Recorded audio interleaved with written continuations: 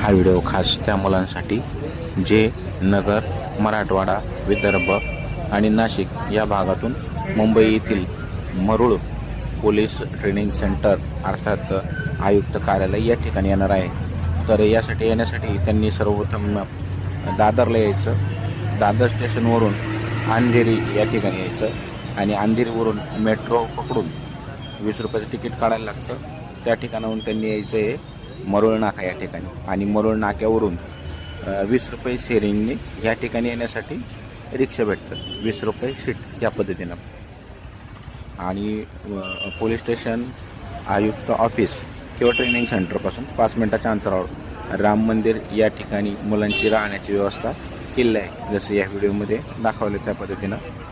तर एकदम सोपी पद्धत म्हणजे डायरेक्ट नगर, दादर, त्यानंतर दादरवरनं अंधेरी, अंधेरीवरनं मेट्रो पकडून यायचं मरुळ नाक्यावरून मरुळ या सेंटरला।